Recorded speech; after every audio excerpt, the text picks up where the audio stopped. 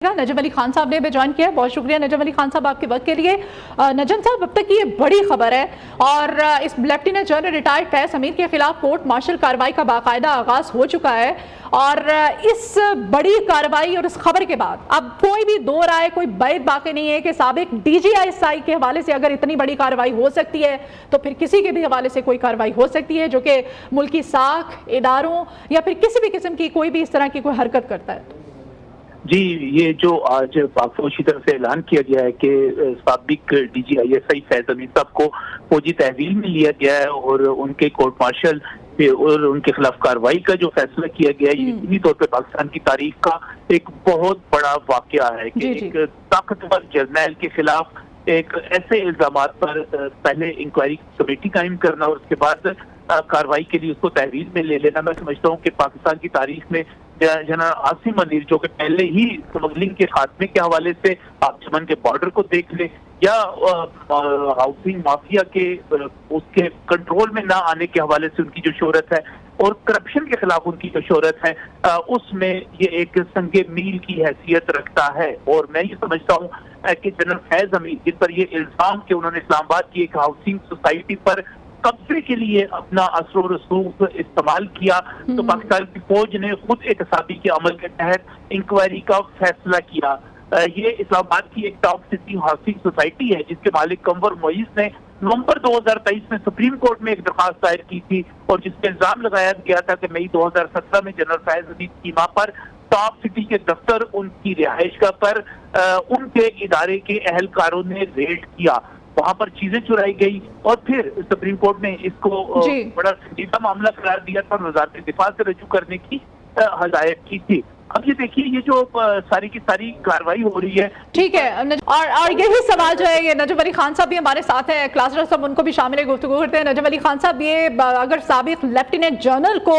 गिरफ्तार किया जा सकता है, कार्रवाई हो सकती है शुरू, तो फिर ये जो फितना और शरपसंद अनासिर है जो कि एक आड़ में छुपने की कोशिश कर रहे थे, उनको एक वाज़ेह मैसेज पहुंच चुका है। ये पाकिस्तान तहरीक इंसाफ के लिए वाकई एक बहुत ही बुरी खबर है और वो तमाम हल्के जो फवाद चौधरी से लेकर शेख रशीद तक या शेख रशीद से लेकर मिस्टर गौहर तक, वो तमाम लोग जो अपने आने वाले दिनों के हवाले से और ये कह रहे थे कि शायद जो है बानी PTI कुछ ही अरसे में रिहा होने वाले हैं, उन तमाम के लिए एक बहुत ही दिल दहला देने वाली खबर है कि अगर पाकिस्तान की फौज जो है अपने लेफ्टिनेंट जनरल के हवाले से, और सिर्फ बात यहाँ पर टॉप सिटी तक नहीं है, मैं अंदाजा लगा सकता हूँ कि पाक फौज की तरफ से ये कहा जा रहा है कि इनकी रिटायरमेंट के बाद भी इनकी बहुत सारी ऐसी बेज़ाब्तियाँ सामने आई कि इन्होंने जो डिसिप्लिन की खिलाफ वर्जी की और उन्होंने कोड ऑफ कंडक्ट की खिलाफ वर्जी की, इस किस्म की बातें भी सामने आ रही हैं। तो मैं ये समझता हूँ कि ये पाकिस्तान तहरीक इंसाफ के लिए इंतहाई खतरनाक खबर है, इंतहाई बुरी खबर है कि अगर एक ऐसे मामले में जिसमें सिर्फ एक इदारे के कुछ लोग इस्तेमाल हुए और कुछ गिरफ्तारियां की गई और कुछ लोगों को पकड़ा गया और फिर बाद में मामला साबित हुआ कि वो सारे का सारा टॉप सिटी का केस जो था वो मुल्की जो मामलात हैं या फौज की क्रेडिबिलिटी के हवाले से दुरुस्त नहीं था, तो आप खुद अंदाजा लगाइए कि इसके बाद 9 मई में मुलव्विस लोग जो हैं उनको किस तरह माफ किया जा सकता है। और डायरेक्टर जनरल ISPR जो है इससे पहले प्रेस कॉन्फ्रेंसिस में बार बार कह चुके हैं, जब भी उनसे ये सवाल होता है और यकीनी तौर पे ये एक बर्निंग क्वेश्चन है, हर मरतबा होता है, क्योंकि हर मरतबा पाकिस्तान तहरीक इंसाफ की तरफ से एक सुलह की पेशकश की जाती है, मफाहमत की पेशकश की जाती है, मशरूत माफ़ी के पैगामात भेजे जाते हैं, अलीमा खान ये बातें करती हैं, उमर अयूब ये बातें करते हैं,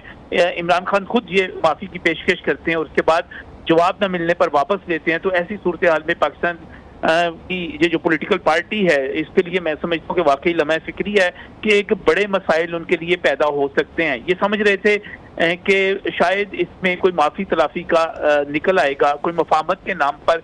कोई चक्कर चल जाएगा, लेकिन आज ये चीज़ साबित हो गई कि जो साबिक वज़ीर आज़म पर इल्ज़ामात हैं और ख़ासतौर पे आप उसको तोशाखाना भी शामिल कर सकते हैं, उसमें 9 मई के केसेस की नहीं सिर्फ मैं बात कर रहा, उन तमाम में इनकी, या साइफर का केस है, उन तमाम में इनकी जान छूटनी, मैं अदालती फैसलों की जो इस वक्त तक हो चुके हैं उनकी भी बात नहीं कर रहा, मैं मजमूई तौर पर पाकिस्तान की तारीख के तनाज़ुर में एक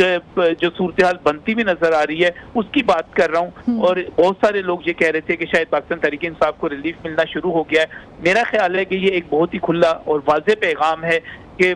جو پاکستان کی فوج ہے وہ 9 مئی کو معاف کرنے کے لیے تیار ہے اور اس کا آئین اور قانون کے مطابق. اور دوسری بات یہ دیکھیے گا کہ جنرل فیض حمید کے خلاف بھی جو کارروائی کی گئی ہے اس کے لیے بھی تمام آئینی قانونی اور جو فوج کے ضوابط ہیں ان کے تمام تقاضے پورے کیے گئے ہیں. اور اس کے بعد جنرل فیض حمید کے حوالے سے یہ اعلان کیا گیا ہے, ایک انکوائری کی گئی, باقاعدہ طور پہ انکوائری مارک کی گئی, اس میں تمام چیزوں کو شواہد کو ثابت کیا گیا اور اس کے بعد یہ اعلان کیا گیا. تو میرا خیال ہے کہ ایسی صورتحال میں واقعی اس کو ہم جب سیاسی تناظر میں دیکھتے ہیں تو یہ پاکستان تحریک انصاف کے لیے ان کے ایک دوست کی, ان کے ایک سرپرست کی, ان کے ایک ساتھی کی جو ہے گرفتاری ہے اور یہ ان کے لیے. نجم ولی خان صاحب, آپ ہمیں سن پا رہے ہیں تو اپنی بات کو کنٹینیو کیجئے گا. جی, میں یہ بات کر رہا ہوں کہ جنرل فیض حمید کے خلاف جو اس وقت بات کی جا رہی ہے وہ تمام کی تمام انکوائری مکمل ہونے کے بعد کی جا رہی ہے. اور اس میں سابق D G I S I نے ایک خاتون کی جانب سے ان کی زمین پر قبضے کے معاملے پر جو متاثرہ خاتون کی جس طرح مدد کی تھی وہ کافی قابل اعتراض سمجھا جا رہا ہے. اور یہ کہا جا رہا ہے کہ اسلام آباد کی جو ہاؤسنگ سوسائٹی ہے اس پر قبضے کے لیے انہوں نے اپنا اثر و رسوخ جو ہے استعمال کیا تھا. اور ہاؤسنگ سوسائٹی کے مالک کنور معیز نے نومبر 2023 میں سپریم کورٹ میں یہ درخواست دائر کی تھی کہ مئی 2017 میں جنرل فیض حمید کی اما پر ٹاپ سٹی میں ان کے دفتر اور ان کی رہائش گاہ پر ان کے ادارے کے اہلکاروں نے ریڈ کیا تھا. پھر وہ قیمتی اشیاء, سونا, ہیرے, نقدی, وہ تمام چیزیں جو ہیں ساتھ لے کر چلے گئے تھے. ان کی اگر ہم اس وقت موجودہ صورتحال کی بات کریں تو اس میں تو انکوائری کی گئی اور بادیو نظر میں ہمارے پاس جو حقائق سامنے آتے ہیں وہ یہی ہیں کہ وہ الزامات درست ثابت ہوئے اور اس کے بعد ہی کورٹ مارشل کی یہ کارروائی شروع کی گئی. لیکن میں یہ سمجھتا ہوں کہ پاکستان کی تاریخ میں کسی بھی ریٹائرڈ لیفٹیننٹ جنرل کے خلاف اس سطح کی کارروائی بہت ہی معنی خیز ہے, بہت ہی الارمنگ ہے. اور یہ ایک پیغام دیتی ہے کہ اگر پاکستان کی فوج ٹاپ سٹی کے حوالے سے اور ایک ہاؤسنگ سوسائٹی کے حوالے سے کسی حملے کو, کسی ریڈ کو اور کسی بے ضابطگی کو برداشت کرنے کے لیے تیار نہیں ہے تو پھر ہمیں اس کو قومی تناظر میں بھی دیکھنا پڑے گا. یہ بات درست ہے کہ ہمیں آئی ایس پی آر کے اعلامیے تک ہی رہنا چاہیے, لیکن جنرل فیض حمید جو ہیں وہ ایک باقاعدہ طور پر سیاسی کردار بھی رکھتے ہیں. ان کی اٹیچمنٹ ایک سیاسی جماعت کے ساتھ رہی ہے اور خاص طور پہ جب ہم 2013 سے 2018 کے درمیان مسلم لیگ نون کی حکومت کا میں جو کچھ ہوتا رہا اس کو دیکھتے ہیں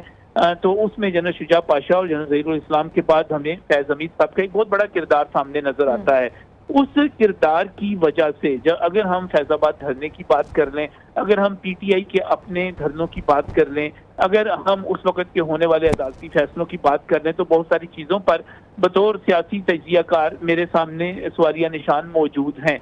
تو یہ درست ہے کہ ہمیں جو ہے ٹاپ سٹی تک رہنا چاہیے, لیکن جب ہم فیض حمید صاحب کی بات کرتے ہیں تو معاملہ بہت زیادہ بکھر جاتا ہے. اور خاص طور پہ جب ہم یہ کہتے ہیں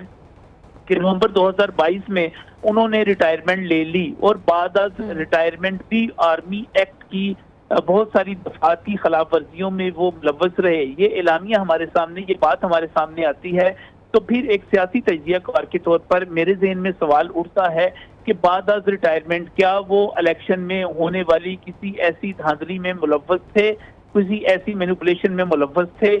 جس کا جو ہے پاکستان تحریک انصاف تو اپنی جگہ پر ذکر کرتی ہے دھاندلی کا, لیکن دوسری طرف مسلم لیگ نون اور پیپلز پارٹی جس مینجمنٹ کی بات کرتی ہیں جس کے اوپر زیادہ بات نہیں کرتی کیونکہ وہ اس وقت برسر اقتدار ہیں, تو کیا اس جو بے ضابطگی ہیں ان میں انتخابی بے ضابطگیاں بھی شامل ہیں؟ یہ بہت ہی اہم سوال ہے. تو ان کا جو ایک سیاسی کردار ہے وہ ان کو بہت زیادہ اہم بنا دیتا ہے اور بہت سارے سوالات کھڑے کر دیتا ہے اور صرف پھر فیض حمید سے وابستہ